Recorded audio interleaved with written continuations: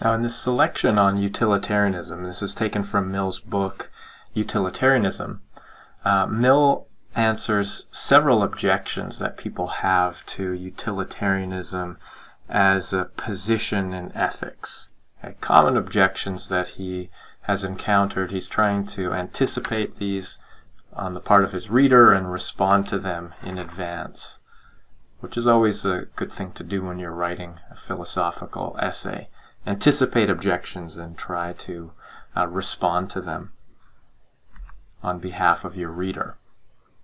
Now, the first objection is that this philosophy is too selfish. If we think of our moral duties in terms of maximizing pleasure and minimizing pain, we might imagine that this is a very selfish way of life. Everything's just about my own happiness. So isn't this philosophy too selfish? Mill's response is, no, it's not. It's not too selfish because it requires us to consider the greatest happiness in a strictly impartial way, as a disinterested and benevolent spectator. So we're supposed to consider the greatest happiness not just in some sort of selfish way where we're just trying to get the most for ourselves, but we're supposed to view it in more of a detached, disinterested way, to try to be fair about it, and to consider not just ourselves as individuals, but the whole of the community. So Mill argues that laws and social arrangements should harmonize the interests of individuals with the interests of the whole. And so rather than just supporting or pursuing the interests of one person, it's supposed to consider how those pursuits fit into the interests or the well-being of the community as a whole. So that's the harmonization part. Similarly, education and opinion should form in us a clear recognition that our individual happiness is bound up with the happiness of others.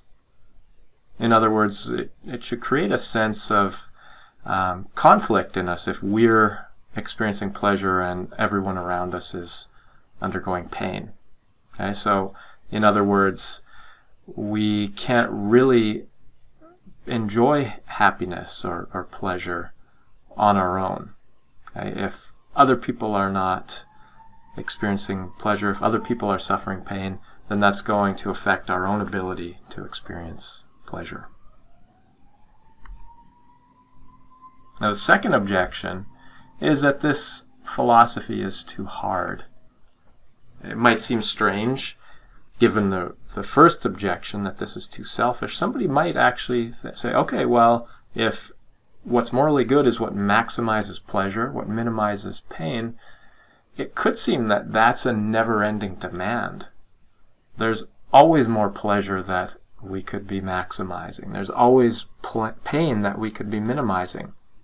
So imagine yourself in a situation where you have a weekend off, you have no homework, no work at your job, you can just relax, and then it hits you. Maybe I should go to the senior citizens' home and visit them. Maybe I should go there and put on some sort of a musical performance with my friends and entertain them. That's maybe not what I want to do with my weekend, though. So what should I do? Well, it might seem like the utilitarian would say, well, it would be better to do that. That in fact, maybe it's your duty to do that because you need to maximize pleasure. There will be more pleasure if you entertain all of those senior citizens than if you just stay at home entertaining yourself. So it could seem like this is an endless demand. Okay, too steep, too difficult of a demand really to live up to. But again, Mill says that's not an issue. That's a misunderstanding. He says no system of ethics requires that the sole motive of all we do should be a feeling of duty. On the contrary, 99/100ths of all our actions are done from other motives. So Mill is saying that there's room in life for time to relax by ourselves, just as there's room in life and times that it's appropriate to help out other people. He's not saying that at every moment you have to be considering whether you're doing your duty. It would be impossible to sustain that level of scrutiny. And this is why later utilitarians distinguish between two types of actions. On the one hand, there are obligatory actions, the things that are morally required of us. So if you're walking behind someone and that person drops their wallet, it's your moral obligation to return the wallet to them, not to keep it for yourself and take the money out. On the other hand, there are what utilitarians call supererogatory actions, which are praiseworthy. They're good things to do, but they're not strictly required. So spending your weekend at the old folks' home entertaining people, that is a praiseworthy thing, but it's not strictly required.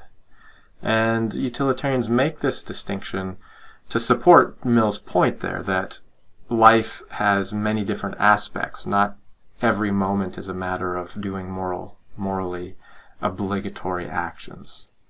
There are times when there are things like that would be good to do, praiseworthy. They're extra on top of what's strictly required. Now, a third objection is that maybe this kind of philosophy is too cold and calculating if we're always supposed to be thinking about how to maximize pleasure and minimize pain. Doesn't this become a matter of, just reason, always thinking about, cost-benefit analysis and maximizing and minimizing? There too, Mill wants to say no. Utilitarians, in addition to cultivating their moral feelings, they should also cultivate their appreciation for external goods and other beauties of character. So they're not focusing solely on moral duty or moral sentiments. That's the only thing that matters in life. They can appreciate all kinds of good things alongside moral virtue. Now, the fourth objection is that this philosophy is godless. It has no place for God. It's just all about human pleasure and human pain. And there too, Mill responds, it's not. That it doesn't take an explicitly religious starting point, but if it's true that God has made us and wants us to be happy, he says, then utilitarianism is profoundly religious, and even more so than other schools of ethics, because this is a philosophy that's about pursuing what God has made us for. And related to that, he says, if God is supremely or perfectly good and wise, then it also seems that any revelation that God will give will fulfill the requirements of utility in a supreme degree. So he says, if there's a God, then we can expect that there will be a great degree of continuity, a good fit between what God will tell us and what this philosophy will tell us. I also might argue that that's presumptuous, or that's begging the question. It's assuming that Mill already knows what God wants.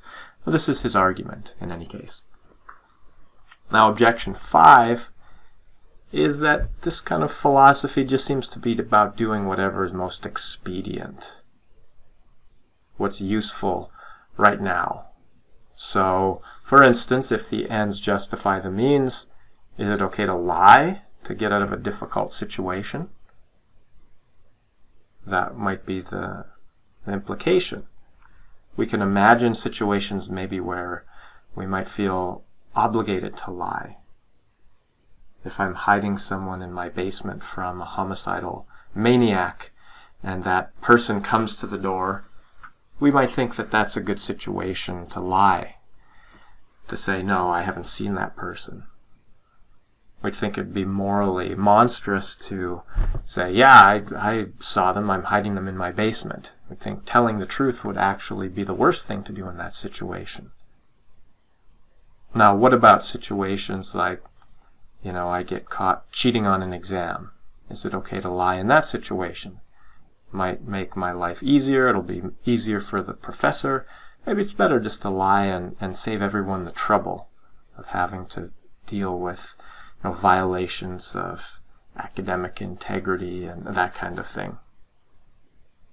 You can see where this is going. The critic here will say that Mill's opening up the possibility of people lying all the time because that's the most expedient thing to do. But Mill wants to say, again, no, that's not what he's saying. He says a strong sense of truth is one of the most useful things we can possess. Okay, so having a habit of being honest is actually eminently useful, and it will serve the pursuit of happiness and pleasure. On the other side of that coin, the consequences of habitual falsehood, of lying all the time, well, those consequences are going to be very hurtful for us. They're not going to contribute to happiness. They're actually going to make life miserable, make it difficult to have friends or keep a job, that sort of thing. But he does recognize, as utilitarians do, that there are exceptions to this general rule against lying. You know, these extreme situations where lying is justified by the consequence, by the ends that it leads to. If it's a matter of protecting someone from a killer, for instance. Now the question is, how do we know the difference? How do we know when it's okay to lie and when we need to tell the truth? Well, he says this is what the principle of utility is for, weighing those competing demands. So it takes practice and it takes careful consideration, but he thinks this is the merit of utilitarianism, is that it gives us this very concrete guideline to go by. Now the sixth objection is that maybe this is just allowing people to make themselves the exception to the general rule. Right? So if you're allowing people to lie in some situations, doesn't this seem like it just allows people to sort of come up with justifications to rationalize their bad behavior? Mill says again, no, it's not. He says every ethical creed, every ethical system is going to have problems like this.